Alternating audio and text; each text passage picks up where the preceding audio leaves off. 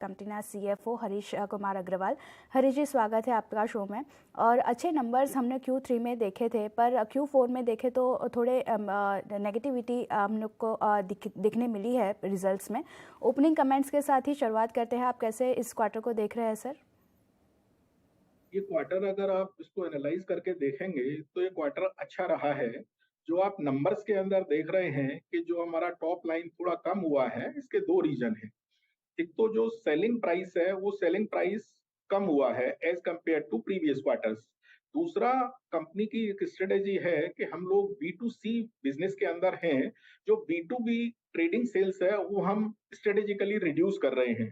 तो ये दो कारणों से आप टॉप के नंबर्स को थोड़ा कम देख रहे हैं कि इसमें जो टर्नओवर थी हमारी, ये थोड़ी अराउंड 7% के करीब डाउन है। जी सर। और ये जो फ्रेंचाइजी वॉल्यूम में हमने बढ़ोतरी देखी है, उसके साथ टोटल ब्रांड सेल्स टर्नओवर में भी हम लोग ने बढ़ोतरी देखी है, तो कौन से वर्टिकल्स ऐसे हैं जहां से सपोर्ट आता दिख रहा है? हमारा जो फ्रेंचाइजी बिजनेस मॉडल है उसके अंदर इस बार 25% का ग्रोथ रहा है। रॉयल्टी इनकम के अंदर भी रहा है, जो 93 करोड़ से 114 करोड़ का रहा है। और वॉल्यूम के अंदर भी जो 24.5 लाख टन था, अभी 29,80,000 टन हुआ है।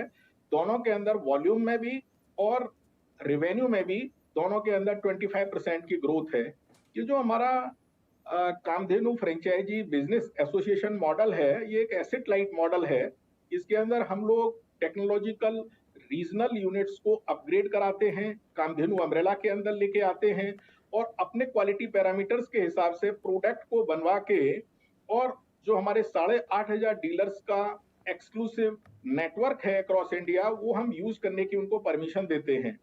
तो कामधेनु का जो ये मॉडल है, ये डीलर्स के लिए, फ्रेंचाइजी के लिए, कामधेनु के लिए, सबके लिए एक विन विन सिचुएशन पैदा करता है और एक दूसरे के लिए काम करते हैं। इसीलिए ये हमारा ग्रोथ हो रहा है। और पिछले अगर 10 साल की हम ग्रोथ देखें तो हमारा एवरेज CAGR 18% का आ रहा है। इस बार हमारी जो ब्रांड की सेल रही है, ये करीब 21,000 करोड़ की रही है।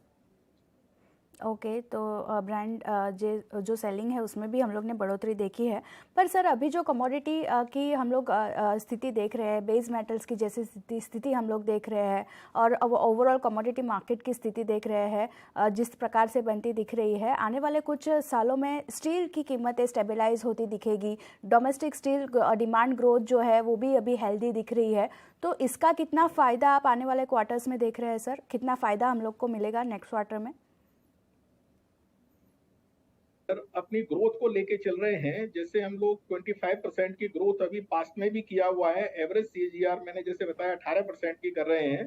तो जो 29,80,000 टन का काम किया है, नेक्स्ट फाइनेंशियल ईयर के लिए हम लोग 33.5 लाख टन का टारगेट मिनिमम लेके चल रहे हैं। और रॉयल्टी इनकम 140 करोड़ की लेके चल रहे हैं और ब्रांड टर्नओवर 25,000 करोड़ की लेके चल रहे हैं।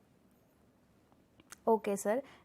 इसे लास्ट क्वेश्चन मेरा रहेगा कि नेक्स्ट क्वार्टर के लिए क्या गाइडेंस आप देख रहे हैं सर? जो प्राइस आपने पहले सवाल में पूछा कि जो फ्यूचर प्राइस है और जो स्टील के प्राइसेस हैं, अब वो स्टेबलाइज होने लगे हैं। जैसे पिछले क्वार्टर्स में ग्रेजुअली डाउन हो रहे थे, लेकिन अगर हम Q4 को और Q1 के प्राइसेस कंपेयर करें तो अब प्राइस ऑलमोस्ट फर्म अप हो गए हैं। और जो मार्जिन्स के ऊपर इम्पैक्ट हमने पिछले क्वार्टर्स में देखा है, अब ये प्राइसेस का इम्पैक्ट इस क्वार्टर में लगता है बेटर रहेगा result as compare to previous quarters. Okay sir, इसी के साथ शुक्रिया सर हमारे साथ जुड़ने के लिए और इस सारी डिटेल्स शेयर करने के लिए, और all the best for coming quarters sir. या थैंक यू।